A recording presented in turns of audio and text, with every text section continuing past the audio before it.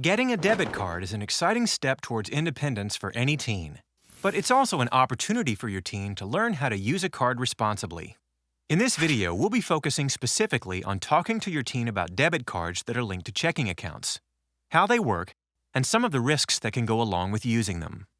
First, make sure your teen understands that anytime he uses his debit card to withdraw cash at an ATM, or purchase something at a store or online, the money for that purchase will be taken directly from his checking account. We look at talking to your teen about checking accounts in another video. And while having easier access to a checking account can be very convenient, there are also risks that come along with using a debit card. Some basic safety tips to teach your teen include being aware of her surroundings when using an ATM, especially at night, and to only use ATMs in brightly lit public places. When she receives her card, it will usually come with a PIN number. Her PIN is a safety measure. It's a key that allows her to withdraw money or make purchases at some stores. The PIN number she receives will be random, but if she chooses to change it, make sure she picks a sequence of numbers that are difficult to guess. And though it may seem obvious to you, she might not be aware of the risk of keeping her PIN number written down in a place that's easily associated with her card, like on her card or in her wallet. She should also be careful not to share her PIN with anyone, including her friends. And she should be aware that there are some thefts that might be beyond her control. Debit card information can be stolen from a store's records after a purchase, for instance. It can also be stolen through a common scam called skimming, in which a thief can steal card information when a card is swiped at a machine, like an ATM or a gas pump. While it can be next to impossible to prevent some types of account theft, reviewing account statements and online account history regularly can help your teen identify any suspicious activity. If your teen does notice strange transactions on her card, or if her card is lost or stolen, she should contact the bank immediately so the card can be deactivated. It's possible to limit her responsibility for fraudulent charges if she reports a lost or stolen debit card immediately. If the card is reported missing before any unauthorized activity, she may not be responsible for any charges. But depending on her bank's policy, she may be responsible for a portion of the charges if she waits too long. So if her card is lost, make sure she reports it as soon as possible. It's also important for your teen to be aware of the fees that she could be charged when using her card.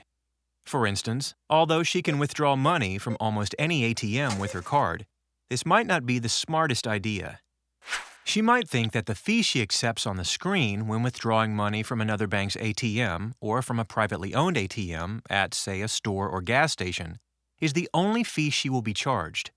But she could be charged an additional fee by her own bank as well. She might not realize that she could be charged $4 or $5 in fees each time she takes out $20 or $40. So it's important she knows the terms of her account and what fees can apply to her debit card use, because over time, those fees could add up. To avoid some of these third-party fees, your teen can make sure she withdraws money from her own bank's ATMs, or she can keep some emergency cash on hand.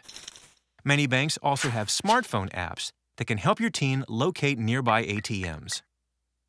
She might also avoid a fee by getting cash back when she uses her debit card to buy something at some stores.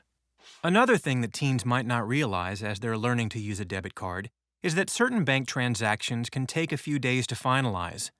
For example, a merchant may not send a debit card purchase to the bank for a couple of days, and they might hold more or less than the amount of the purchase until the final amount posts to her account. A common example of this is when she pays at the pump.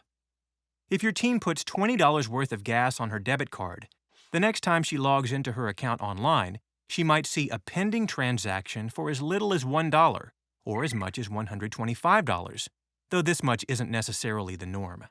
Either way, it might take a few days for the final transaction to post to her account. Making your teen aware of the delays that can go along with these transactions will help her understand how important it is to keep track of her transactions and not run her account balance too low. For example, if she has $30 in her account and she buys $20 worth of gas at the pump, the gas station might place a hold of $50 on her account. So her next withdrawal, even if it's only $5, might result in an overdraft if she makes it before the final amount of the gas purchase posts.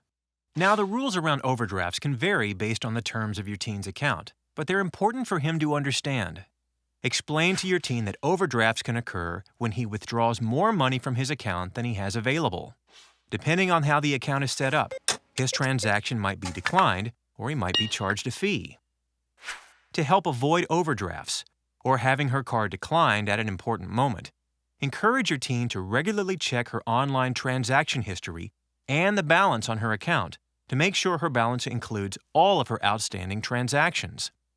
Most banks now have mobile banking apps she can use to check her balance whenever she wants. And some banks have text and email alerts she can sign up for that can warn her when her balance is getting low. Some parents choose to have overdraft protection from another linked account on their teenager's accounts. This can help your teen avoid being declined and give him access to more funds if there's an emergency. But it's important for your teen to understand that overdrawing an account can result in some large fees. And if he accidentally overdraws his account without noticing and continues to make purchases, he might be charged multiple overdraft fees, even if the transactions are small. Now, the account you set up might not have fees for overdraft services, or you may decide to pay them yourself. Regardless, consider enacting some kind of penalty so he can learn to avoid overdrafts. By understanding how a debit card works, and by learning to always keep track of account balances, your teen will be best equipped to use his or her card responsibly and securely.